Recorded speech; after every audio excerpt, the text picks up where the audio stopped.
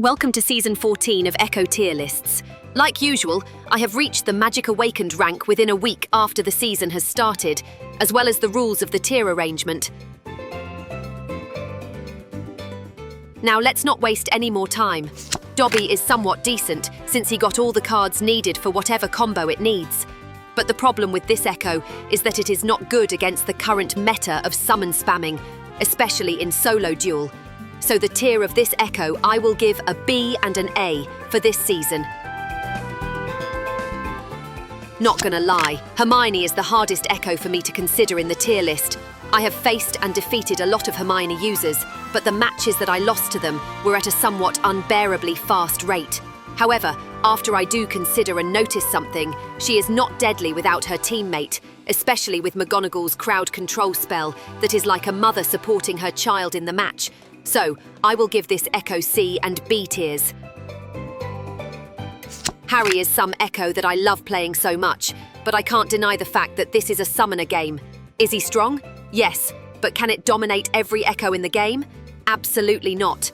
You have a chance to win against all Echo, but it needs too much strength and mind, keeping sane every move and cast, and you shouldn't miss more than once. Well, I will give him both S tiers, but mark my word, I don't recommend this Echo for new players. At least you should learn all the mechanics of the game first before considering playing this. Snape with a crystal ball adjustment, undoubtedly dangerous on the field. What do you feel when you just walk and dodge many spells, but get killed instantly even though you have 100 health points? No miss, no aiming, no need for that much mana. And that's why I will give him S tier in solo and A tier in duo. Newt will keep the meta throne as long as there's no nerf on the suitcase or attribute of the card from his passive, because Newt is not strong because of how he can spam summon, but those summon stats are too high for 1 mana cost. That's why he will be S tier with no exception. Twins is not so different than Newt in a single bit when it's about keeping the same tier forever. You know, it's bored me so much that when I'm doing a tier list, I'm like, oh shit, here we go again with this Echo. Strength, utility, and moreover, still being the same as always as tier S needed. Neville, after the buff from last season, may sound outstanding when first announced. However, in reality, it's not that much.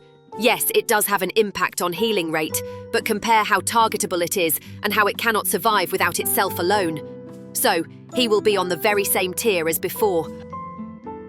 Hagrid was once a ban trigger on the ban slot for a long time. But today, it is not rare for you to get your hands on this Echo once in a while because Newt and other Echoes or cards can defeat him in duo more easily. But I do insist, if you are not prepared or sure that you can stand up against a giant squid, fiendfire or suitcase user, please ban them. Knowing yourself and if you can fight it or not is wise. Bellatrix after adjustment is really nice to pick in any mode if you have already got all the core cards. Still, lacking a little flow if you face high spell damage that causes your summon to disappear will be an issue. So I will give her an A tier on each side. Luna is a common Echo that you can use and play with. No one said it's going to be bad or good until you haven't got a great card on the random summon slot. But as I said, I do always match with Luna, who got lucky with Locomotor on her hand, and it's annoying. Well, I will give her a B tier on solo and an A tier on duo. Dumbledore is very famous and easy to play Echo for everyone, but for me, I didn't like it that much because of luck pulls on enchanted cards compared to the opponent. But I can't deny that this is a strong late-game Echo that is almost guaranteed to win if you maintain half health until you reach the maximum passive rate. I will give him an S tier for solo, but an A tier for duo. Voldemort this season was the first season that this Echo made me horrified at how it is really good in a duo match. But like I always said, this Echo is nice, but needs too many resources to build up, so it is for whales in some way. But it's a good one to use, so I will give it B tier on solo, but A tier on duo. Ron still being Echo made him a target for spells and duo casters. The only bad side of this Echo is how luck is going to trick you on chess buff. After I spent time playing this Echo from last season, I would like to suggest that Azkaban is necessary and is being somewhat fixed in his deck. I will give him double A tier. McGonagall is undoubtedly the most popular spellcaster nowadays, easy to play and has many ways of combos, especially Protego with counterspells that make you totally indestructible if there is no instant high damage attacking you. I am not really a fan of this Echo or play it myself that much, but I know the potential of this Echo that is surely being S-tier. Ginny players are like thin air, you know they exist but can't be seen.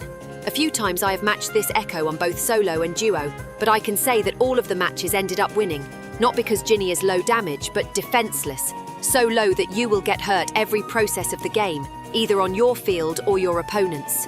Compared to similar Echoes like Snape, I don't think this Echo is worth or higher than B and C tiers at all. Until the next time of Echo tier list arrangement. I hope this video was helpful and inspired you. If you think so, please like, subscribe and share to move to Vation for the next video.